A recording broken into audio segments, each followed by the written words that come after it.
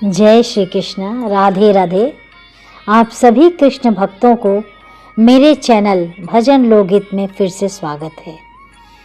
कैसे हो कन्हैया के लाल। आज हम देखने जा रहे हैं कि ठाकुर जी की प्राण प्रतिष्ठा घर पर कैसे करें।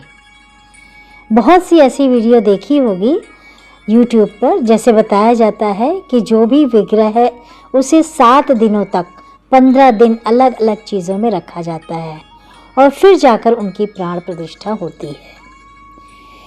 माफ़ कीजिएगा, मैं किसी पर कोई तर्क नहीं रख रही या कटाक्ष नहीं कर रही हूँ, लेकिन जिस तरह से पंडित जी या फिर कोई ब्राह्मण प्राण प्रतिष्ठा करवाते हैं मंदिरों में, उसमें आधे घंटे से 1 घंटे तक के बीच में ठाकुर जी की प्राण प्रतिष्ठा हो जाती है। तो उसमें हमें 7 दिन तक ठाकुर जी को कोई कष्ट नहीं देना होता है। इसीलिए आज हम बताएंगे कि ठाकुर जी का घर पर वह भी आधे घंटे में प्राण प्रतिष्ठा कैसे करें। वीडियो शुरू करने से पहले मैं बता देती हूँ कि जो विधि मैं आपको बता रही हूँ वह विधि हमारे ब्राह्मण यानी पंडित जी ने ही बताई है और हम अपने घरों में भी ऐसे ही देखे हैं। लाला या लाली के प्राण प्रतिष्ठा कराई गई थी तो उन्होंने यही बताया था कि ऐसे ही प्राण प्रतिष्ठा की जाती है। और बाकी जो प्राणवत्ता होती है शायद होती होगी, उसमें प्राण आते होंगे, लेकिन 7 दिन तक ठाकुर जी ठकुराइन को हमें कोई कष्ट नहीं देना है। और भक्तों, आपका सवाल यह होगा कि मैं यह चीज़ करके आपके सामने यहाँ क्यों बता रही हूँ।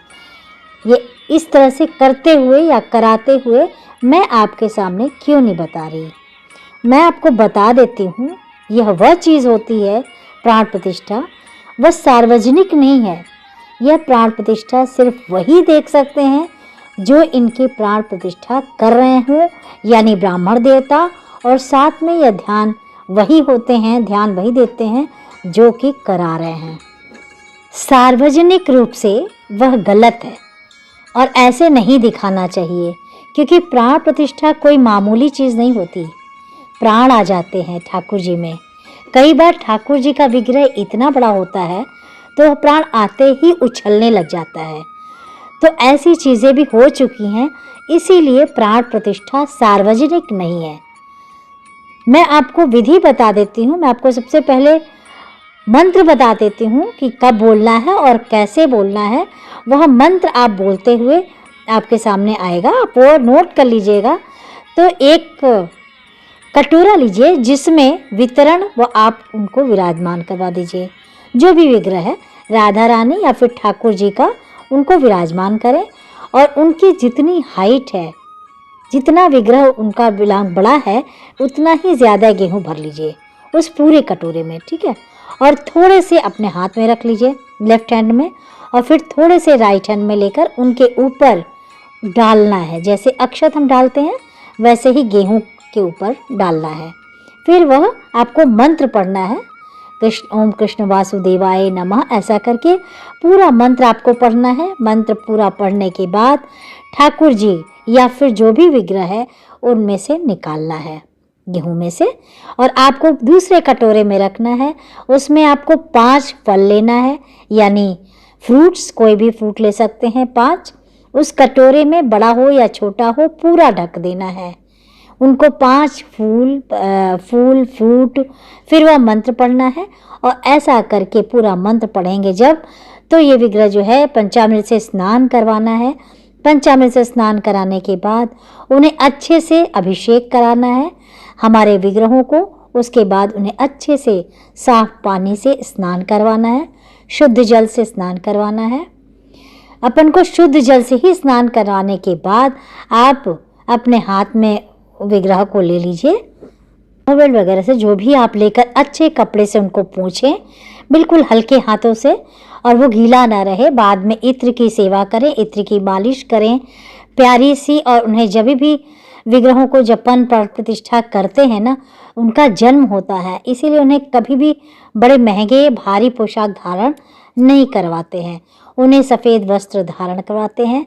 नया कोई सफ़ेद वस्त्र हो उन्हें धारण करवाएं। सफ़ेद वस्त्र में नॉर्मल का पढ़ाई हो, बहुत ही अच्छा रहेगा। बहुत हल्का सा कढ़ाई वढ़ाई ना रहे, जिसमें छोटा बच्चा जन्म लेता है ना, उसमें सॉफ्ट ऑयल वस्त्र में लाया जाता है, उसे कुछ धारण नहीं करवाते, बाकी कुछ धारण नहीं करवाते। सफ़ेद कपड़े में इत्र की सेवा के बाद अच्छे से उन्हें लपेट के बैठाकर ब्राह्मण करवा दीजिए। ब्राह्मण के सामने करवाइए या आपने करवाइए। अब विग्रह नहीं रहे, ये हमारे लाला या लाली को अच्छे से वस्त्र पहनाने के बाद फूलों से सजाएं। पान का पत्ता या फिर अशोक का पत्ता या फिर आम के पत्ते से उनको सजाएं। तुलसी पत्र भी पास में रखें। और ठाकुर जी हों या ठकुराइन हो, युगल जी सरकार दोनों ही तो हैं, दोनों के लिए ऐसा ही करें। माथे पर चंदन लगाएं। राधिका जी हैं तो माथे पर चांद बनाएं। लल्ला है तो उन पे तिलक लगाएं। ऐसा करके उनको तिलक लगाकर अक्षत चढ़ाएं और हम नामकरण करेंगे। जो भी जो आपने, अगर लाली है तो आपने जो भी नाम सोचा हो, लाडी का नाम रखिए, जैसे किशोरी रख सकते हैं, लाला का नाम किशोर रख सकते हैं, कान्हा रख सकते हैं, कुछ और भी रख सकते हैं। तो जब प्राण प्रतिष्ठा किया जाता है ना, तो उनके कान में अपना नाम, जो भी आप नाम रखें उनका नाम बोल दीजिए कान में। और छोटा बच्चा जैसे जन्म लेता है तो उसने जन्म लिया है, अर्थात लाला हो या लाली हो, अब पूरे घर में जश्न मनाएंगे। छोटा बच्चा आता है तो बहुत लोग प्रोग्राम रखते हैं, हमारी ठकुराइन के लिए बहुत बड़ा प्रोग्राम रखा था। तो इस तरह से आप उनकी प्राण प्रतिष्ठा करवाएं। और उस दिन खास करके उनके लिए तोहफा ज़रूर लाएं, कुछ भी गिफ्ट ज़रूर लाएं। और कान के हों, कुंडल हो, चूड़ी हो, बांसुरी हो, कुछ भी हो, आप उनको लाकर गिफ्ट करें, पहनाएं, धारण कराएं। इस तरह से इस दिन भी जो बुजुर्ग वगैरह हैं उनके हाथ से थोड़ा सा शहद चटा दें, बधाई गाएं, ठाकुर जी ठकुराइन के आगे मंगल बधाई करके अब मिठाई वगैरह बंटवा दें, जश्न मनाएं। और ठाकुर जी की प्राण प्रतिष्ठा, यह बैठक बुलाने के बाद प्राण प्रतिष्ठा कैसे करें, एक जो ब्राह्मण होता है, जो पंडित होते हैं, जो वही इसी तरह से करवाते हैं। तो पूरी विधि पूर्वक अच्छे से मंत्रोच्चार कर